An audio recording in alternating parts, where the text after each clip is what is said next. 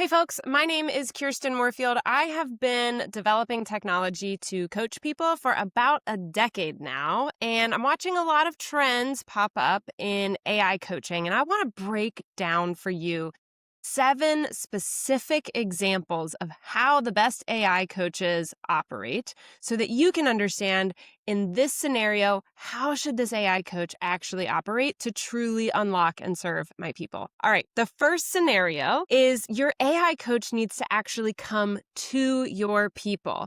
A lot of AI coaches are talking about being in the flow of work, but what does that actually mean? It means different things, honestly, for different folks. The same marketing slogan, but the actual tactics of how the AI coaches work are slightly different. In an average year, HR is going to have about 220 interactions with an employee.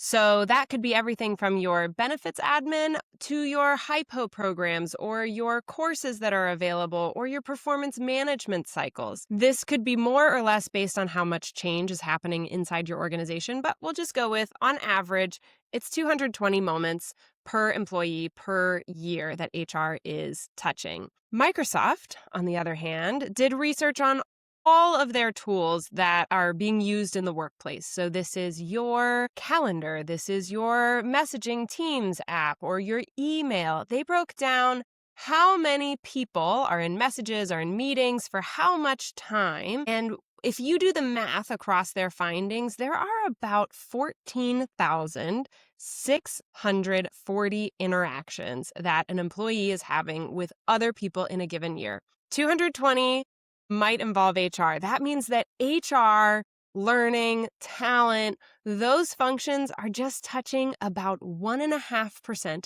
of an employee's interactions with other people in a given year. And our hope is that 1.5% is overflowing into the 14,640 other interactions to help managers actually coach their people day to day, to help managers actually take what's in that performance review and turn it into ongoing conversation and development, to create a culture where departments aren't siloed, but they're collaborative, which is critical these days as the world is changing so fast. We are hoping that our 1.5% that HR talent and learning is touching is overflowing to make 14,640 other interactions top notch. But what your employee engagement surveys will tell you is that is not quite yet happening. And this is where AI coaching can help. And this is why it's critical that it is truly in the flow of work coming to your employees. So many AI coaches will say, hey, we're in the flow of work. And what they mean by that is that they're in the workflows that HR is creating. So they can come and be a partner to your managers in their performance reviews.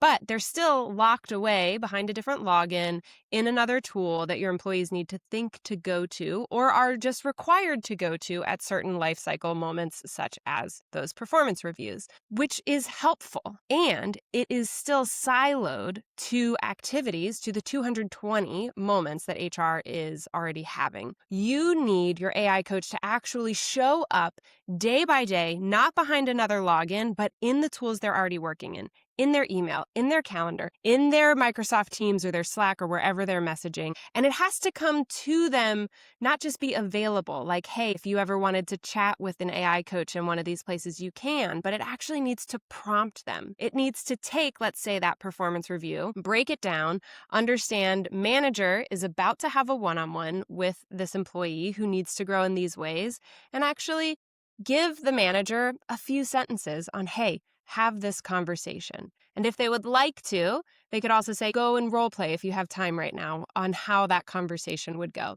But in this example, this is a way that your AI coach is not just available or in a tool at a required time. It is actually coming to your employees. The cost of not doing that is that people don't actually get ongoing support. Like, it might come into their teams and say, here's a place to go click and do this activity. But even in that moment, it is requiring them to leave their flow of work. And that flow is strong. It is flowing in a direction of your to-do list, your meetings, your people you're responsible to.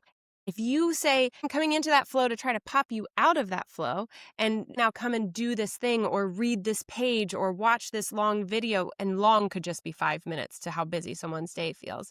If you try to pop them out of that flow, you are interrupting where their mind needs to be going to be successful in what is stressing them right now. And so you need to come into that flow with them and give them just those few sentences that it would take for them to be successful and keep going. Unless what you actually give them in that flow is so helpful to them that they say, yes, oh my goodness, please give me more. You need to have those moments available to them, such as come and practice role play. If this conversation is that high stakes and you're that uncomfortable, here's a tool that's available to you. But it's not coming to them saying, you're a manager and you sometimes have one-on-ones, go practice conversations. It's saying this conversation will matter in this way. Here's a specific thing you can do. Okay, second scenario that is critical to helping your AI coach unlock all of your people. And this is an HRIS integration. Now, I know this can be really challenging to get your IT departments to approve, but I want to walk you through a specific scenario of what this unlocks for you and for your people when you can actually do it. So let's say that you have a new manager who just got promoted and is inheriting a team. Okay, in a robust HRIS, we can know this person's performance reviews said that they need to grow in adaptability. And we'll call this new manager Julian. So Julian needs to grow in adaptability. That was from his latest performance review. Julian also, in this inherited team, in their employee engagement surveys, this team has low recognition happening. And we also know that Julian has a meeting coming up with his new boss, now the skip boss to the people that he is reporting to. And we could also know that adaptability is one of the core leadership competencies for this organization. If we can know all of that, the AI coach can come to Julian and say, Julian, you're about to meet with your new boss, and the team that you just inherited needs more support and needs to feel more recognized. Ask your boss for help with this. And we could also go to his boss, let's call her Deborah, and we could say, hey, Deborah, Julian's latest performance review said he needs to grow in adaptability, a core competency to your leadership competencies. And here's a specific way that Julian struggles with adaptability or can grow in adaptability based off of his behavioral profile. If your AI coach can do all of that, it's not just coming up with generalized concepts such as, welcome, you're a new manager, grow in delegation, because all managers need to grow in delegation. It's actually coming to that new manager with something so hyper-personalized to him and to his new boss with something so hyper-personalized to him that she can support him with. And it's also immediately helping him understand the dynamics that he has inherited. How many managers does it take weeks to sift through the confusion of understanding what is the culture of this new team? What are the dynamics that I need to deal with? And then even once they figure that out, they still struggle to understand, okay, this person feels recognized in this way, that person feels recognized in that way. Onboarding of team dynamics and relationship building can be so streamlined and quickened by a well-informed AI coach, which is why doing the work to build the HRIS integration is so incredibly impactful. And the best AI coaches out there have already gone through all the security audits, the SOC 2s, the ISO 27001, the pen testing. They've already gone through all of that. And so they know how to work with your IT team to ease all concerns and to cross all of the hurdles so that your people truly can get this highly contextualized, highly personalized coaching to unleash them every single day. Third scenario that is critical to your AI coach being well-informed enough to unlock your people. This is assessments and behavioral data. So there are AI coaches that are coming out today saying, we really get to know you, which is important, but also knowing your teammates is critical to knowing you because you don't live and work in a vacuum. This is where understanding all the behavioral dynamics unlocks people. AI coaches are coming out saying, take our proprietary assessment so that we can build your behavioral profile. I would say that's a huge step up because you can understand certain things like how this person makes decisions and versus how their teammates do. But still, organizations have already invested so much into the popular and highly validated market assessments, such as your Gallup-Clifton Strengths, your DISC, 16 types or Enneagram, the list goes on, Insights Discovery. All of those assessments have already had so much effort put into them by their creators, as well as rigor from the market to make sure that they are validated, they are credible. And organizations have invested a lot of money into these to create a common language, to really help develop their leaders and their people. And so when your AI coach comes along and says, let's do a whole nother one, well, you have to go through validity on that to understand that it truly is going to not be biased and be strong enough to be accurate and reliable. But then also it makes all the data you've already invested into, all those other assessments you've already invested into, just a sunk cost and just PDFs that remain in your people's emails. And who really goes back to read those long PDFs? What we have done here at Cloverleaf is we have partnered with all of those major assessment vendors that you already know and trust. And we've built them into our platform so that if your folks have already taken them, great. You, as the admin, can just connect the systems and upload all the scores. It's not another step that every person in your organization needs to do. But also, if you have some folks who've taken those and some who haven't, the ones who haven't can just take them right on our platform. What that does for you is it allows that investment you've already made to expand across your organization, to not be a sunk cost, something that now we all need to go do another thing. It's continuing the hard work and the major investment you have already done. On top of that, the cost is all included in our AI coach. So with many of our customers, we actually end up saving them money.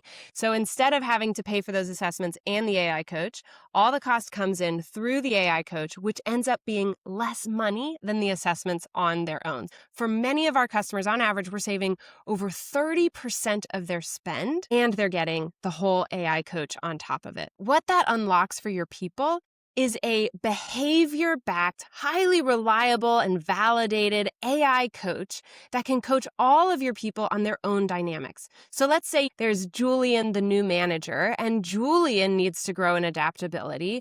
The AI coach can understand these are the specific reasons why adaptability might be hard for Julian, which could be so different than why it might be hard for another new manager. There could be so many different behavior-backed reasons why somebody struggles with that one skill. And so giving them just, hey, here's generic information on adaptability is not going to help them grow as much as if your AI coach has all of that highly validated, reliable assessment data behind it. There's many AI coaches that will say, hey, if you've already taken the DISC assessment or another assessment, you can come and upload those scores here. The mental gymnastics that requires is that somebody needs to go and find their results, and then all your other people who haven't yet taken that, you still need to go procure a vendor for that assessment and pay that vendor for that assessment, and then have your people take it over there and then go input their scores over here. What you want is an AI coach that has all of that seamlessly integrated for you,